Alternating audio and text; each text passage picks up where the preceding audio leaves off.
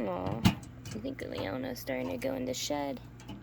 Yeah, her body is getting really light, and the part of her tail is still dark. Aw, my poor baby. Yeah, she's going in the shed. Oh, fun times. Don't worry, Leona. Mommy's here to help you. Oh, yeah. You can't see it as, like, you can see it on the camera, but if you can see her face, like the tip of her nose is still a little dark, but the rest of her body is getting really light, and then the part of her tail is still dark. So my girl here is definitely going into shed. Oh, poor Leona. I feel so bad when they go into shed. Even though I know that shows a sign that they are definitely a healthy reptile. Jace just came out of shed not long ago. Right, buddy? He's like, leave me out of this, woman. Beautiful, beautiful babies. But yeah, some of them are starting to go into shed. And some of them actually started brumation, which I am not kind of happy about. Especially the ones over here near the door because of the cold air coming in. Like, I'm surprised Leona hasn't started. But I've noticed with Bella and the triplets, my short-fingered geckos, they have started freaking going into brumation. Like, these guys have not been out. They've dug their holes and they have buried themselves. Like, there's 2 under the water bowl, and then there's some on the other back in there. But yeah, they've been not really coming out at all.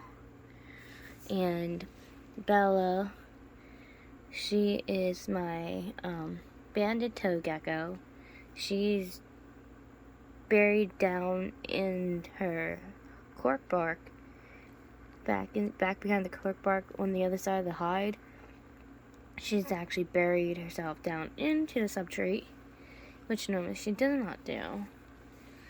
So I noticed that's kind of a problem with some of these guys. They're starting their own brumations, and it's not what I was expecting. The weather's gonna get really rough. I just saw the Weather Channel. It's 12 in the morning, by the way, guys. I just did a video earlier. And there's Cersei on the go. Squirrel moment. But yeah, like, Sunday we're supposed to get an Arctic blast of cold air. The winds are supposed to be 60 miles per hour.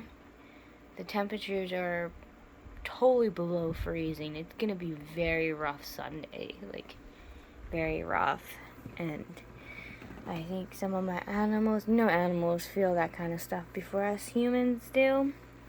And I can definitely tell something is definitely coming our way, because my animals are all just, they're starting to burrow and hide, and some of them have been eating extra and fattening up, and it's like, that's not good. And we have nasty storms coming. We have a chance for snow tomorrow too. There's Clary. Clary's chilling on the side of her glass. Check and make sure the tanks are okay. I'm trying to keep my room warm. I know with the aviculaires, with these guys, you gotta be careful with them, because it's best if they have cross ventilation.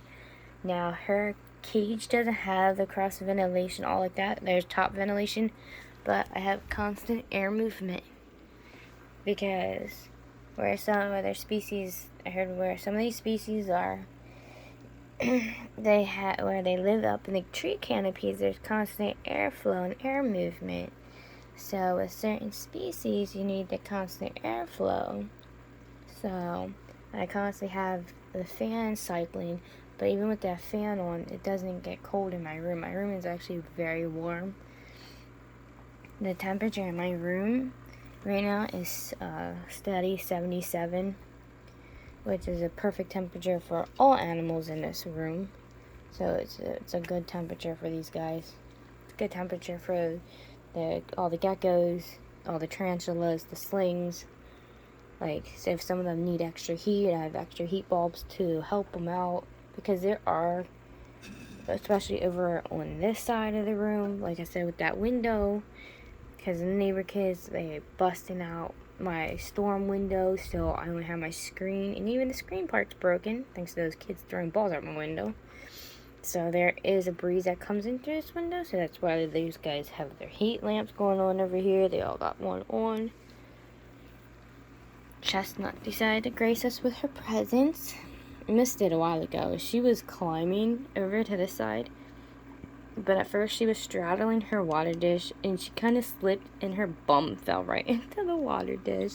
Felt so bad. Right, baby? See, it is not funny. My bum is cold. Aw. I really wish I knew if you were a boy or a girl. I pray to God you are a girl, because you are a beautiful specimen of a spider. Very beautiful. Most hobbyists definitely want female species, because female species do live longer than the males. Even though I really don't mind if some of them are boys and girls, but I do prefer having this animal that does live a lot longer of a time. But like I said, I don't mind if I have a boy or a girl, but certain ones I do hope to God that they definitely are total female. Which I'm hoping this one is definitely a female, because it is very precious of a spider. This one, ever since I got it, like, they follow me. Like, if they're over on that side, Chestnut will turn around and just slowly come over. Like, they follow my movement. They always gotta be actually where I'm at, which I actually kind of like, because it just shows that, you know, my spider actually wants attention. I know a lot of times people say spiders don't really care about humans, they don't care about affection or this or that. And yeah, 95% of the time they are correct about that. That is totally true. Your spiders typically don't care about human interactions or anything, but when I was little, I did have Mexican redleg. His name was Jed, and every time he saw me, he would come up on top of the enclosure, stick his little feet out, and I'd pet him. His little pitter patters and his legs like a caterpillar. Because, you know, back in the day, they stuck him in like the 10 gallons with the bigger, you know, the screens where they could stick their feet up through easily. But he would just come and see me, and next thing you know, I'm standing there petting a tarantula. My mom's freaking out because I'm standing there petting him and stuff like he's a caterpillar. My mom's freaking out to my stepdad. Because, of course, I was 6 going on 7 years old. And she's freaking out thinking, you know, I'm going to get hurt by the tarantula. He never hurt me. For all the years we had him, I'd go there every day and sit up to his cage, especially after school. I'd sit there and pet his little legs, and my tarantula was just amazing. And this one, Chestnut, kind of reminds me of Jed, because every time they see me, they follow me around, and they gotta be on the side that I'm on, which I find very, very cool. So, wishful thinking that, you know, this spider kind of reminds me of my old tarantula, Jed. So, a reincarnation of Jed, but different species. Huh, Chestnut? You're cute. I wish I could pet you. We'll start this. This is what I used to do at first with Jed. I would sit there and, like, do this. And then he started to climb up every day and stick his little paws out. Even though they can't do it on this screen, but it's okay. We'll pretend we pet them. I'll show them some humor interaction, like, this is what I do with my animals, especially the skittish ones. I sit there and I act like I'm petting them, just to show them, even through the glass, that they're safe and they're okay. It seems to calm them down after a while. Well, I don't know, it works for anybody else, but it works for me. So I just sit here, just for a minute or two every day, and I just act like I'm petting them, showing them that it's okay. And as you see, Chestnut doesn't mind because, for one, they're not caring at all. But they're not showing no threat posture, no defensive. They're just chilling. So every day I'm just gonna sit here and show them that, hey, it's okay. I'm not gonna hurt you. I am your friend, and you are safe. My mother calls me an animal whisperer. I've always been drawn to animals since I was little. I do this to Pumpkin too. Pumpkin seems pretty docile as well, because I sit there and I pet Pumpkin as well through the glass. Now, I don't encourage people to actually stick their hands in the cages and pet their tarantulas like they're a freaking cat or anything. But if you want to see if your animal is docile or hostile or aggressive without putting your hand in a freaking cage, what you do is you sit here and you try to pet them as if you're petting them through the glass. Because even through the glass, they can see, they do have eyeballs. And they will show you defense or aggressiveness through the glass. So a lot of times you can tell without having to put your hand in that cage if the animal is aggressive or not. Because you just sit there and you just pet them. Because I do that even with my geckos. Right, BB? See? You get her attention. Hi! Hi, Clary! Let's see, I got her attention. Hi, honey, what you doing? Mommy sees you. Hi, darling. I do this with the baby cresties too. I tap on the glass, I get their attention, I talk to them, right, babes? Act like I'm petting her through the glass and everything. Like she watches my fingers, especially my color nails. I have color nails on. She knows the difference between the silver tongs and my color nails. So, I kind of do it on purpose. Hi, babes. How's you doing? Hey, honey. A lot of times with certain animals, I know you can't always pick them up right away. You don't want to stress them out. You don't want to handle them. And, like, the best way to start with trying to tame an animal is you don't go in and grab them right away, or tongue feeding and stuff. Yeah, that works, but then they're used to just being held a lot at first from associated with the feedings, which I do, but actually in between tongue feedings you want to just sit here and talk to your animals and associate with them and show them that it's okay, that they're safe. She's very attentive, very, very interactive. Hi, honey. What you doing, babes? Daenerys beside me looking like, are you talking to me, Mom? But Clary is she's paying attention. Oh, here she goes on top. That's our spot, is up top here. I talk to her up here through the top part, because I bring this out and I talk to her. Hi, Clary. How's you doing, baby? I don't know if you can pick it up on camera. You can kind of see her face. Hi, honey. What you doing? Hi. What you doing in there, sweetheart? Mommy sees you. Yes, I do. I see you. You're so cute. You're the cutest little thing ever. She's just sitting there staring at me. Hi, darling. I see you. Yes, I do. I see you. I'll come back in a minute, okay?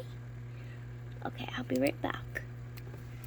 I do this with all my animals. I make my rounds. Whoever is up, even all night long, I go from cage to cage at night. I just cleaned Daenerys' dish. Dee Dee! Hi, baby! What you doing, darling? I had her out earlier. She was running around my bed. I took her for a walk over to my mom. Hi, babes. What are you doing, sweetheart? Who's the gorgeous, most prettiest leopard gecko there is? Say, Daenerys is. Say, we are beautiful. Hi, Dee Dee. Sounds like it's Mom. Mom's back. Hi, gorgeous girl. We are beautiful. Hi. Yeah, I see you. Mommy sees you. You're too cute. You're too cute. Yes, you are. You're the prettiest leopard gecko ever. Yes, you are. Mwah. Thank you. I'll put your lamp back. She's been basking a lot lately at night. Like I said, ever since it's been getting really, really cold out, she's definitely been basking more. Let's see if I can see Ming Ming at all. Ming Ming, oh, Ming Ming just went in her hide. Oopsies. Sorry, Ming Ming, I didn't know you were down there. She is underneath her bush. She loves that rock hide. I got Ming Ming the same one that Daenerys has. They love those hides. Like, best hides ever. Oh, I see. There's a cricket in the corner. That white thing's a cricket. Because they are so covered. I think I did it with the calcium today. It's like they're really caked on. Oops. I'll leave her go. She's hunting. I don't like to disturb them when they're hunting. That's their time to shine and do their own thing. Don't see Rex anywhere. He's probably down in his forestry. He's doing his thing. My males, well, it's not just because they're males, but the species that they are, certain species. Because my female tokay gecko, my banded gecko, my marbled gecko, and my golden gecko. Those four big ones. They're not so much, they will come up and I can pet their little follicles on their feet, on their stick pads, but other than that, they're not real attentive like my crested geckos or like my leopard geckos. They're totally the opposite. I'm working on Morticia here. I know with tokay geckos, it is a lot harder to tame them. But like I said, all you gotta do is just talk to your animal very calmly.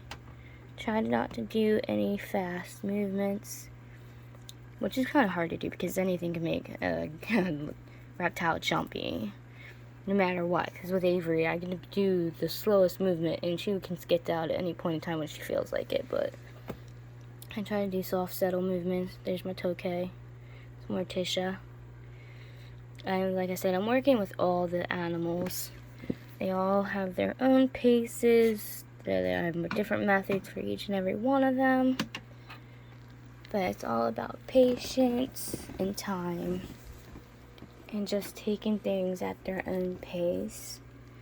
Now with the Turkish gecko, they're a little skittish little things. So they're not so much handable. They are little fast little things. So, with them, it's some animals you can't tame, and that's just because of the species they are. So, it can be, they can be held, but they don't prefer it. No matter what, they don't really. That's just not their objective. They don't really care like that. Same with the anoles and the long-tailed lizard. They're just not that type of species that like to have that type of interaction, so I give them, I respect their boundaries, and you know, I still give them as much attention. I talk to them as much as the other guys. Like, I'll sit here and I'll talk to Zeus and Lily in here, and Zeus will come up and run back and forth in his enclosure. Echo will come to the top and just stare at me. And Lily, she'll sit up top in here and just stare at me. Like, certain ones, they'll just stare at me. But other than that, I already know they're not tameable, they're not handleable. And I'm okay with that. But there's hope for the other ones. So, I've been working every day and night with everybody, which I'm happy with the progress with some of these guys. Right, baby? I can't wait to tame you. You are gonna be awesome. I have a feeling that me and this one are just gonna have a very special bond.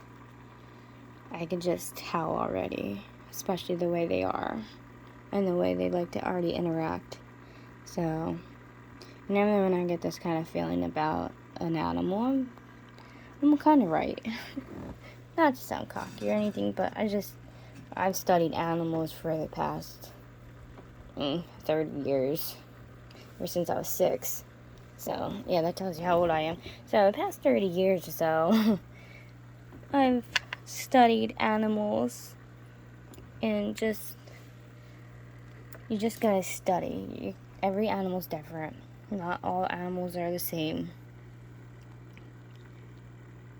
They all have their own unique little personalities, which are totally amazing. That's what I love about reptiles. They're just like cats and dogs. Each and every one of them are very unique.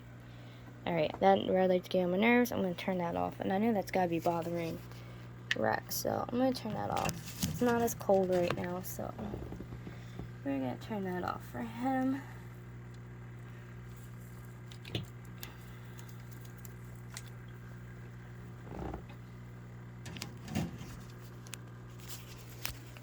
But yeah, and when you get reptiles, guys, they're not just show pets in a cage. Actually interact with your reptile and spiders. Like, socialize, interact with them, even if it's just talking to them through the cage and you just do eye contact or whatever. Just show them the love and stuff that they deserve and need, because all animals deserve love, no matter what. Even the most hostile, aggressive little brats, like Avery, my little skittish goofball back there. I love her. I love her to death. They all deserve love and interaction, no matter what.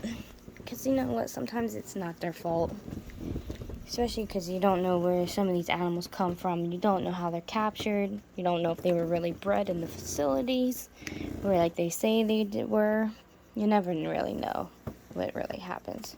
So even if they act aggressive and skittish, like Miss Avery sometimes, she has her attitudes. She's my diva. But I still show her very attentive, calm, total loving and caring. Her cage is looking good down there. I feel sorry for that plant. But yes, my baby is sleeping. She is in Sleepyville. I know, Jace. I'm about to turn the light off. We gotta get up early. I gotta take my grandmother grocery shopping. Yay! But yeah, I just wanted to make this little video real quick for you guys.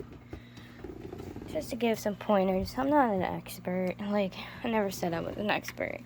Even though, yeah, I've been dealing with reptiles, but everybody has their own unique ways of handling their animals and dealing with their reptiles.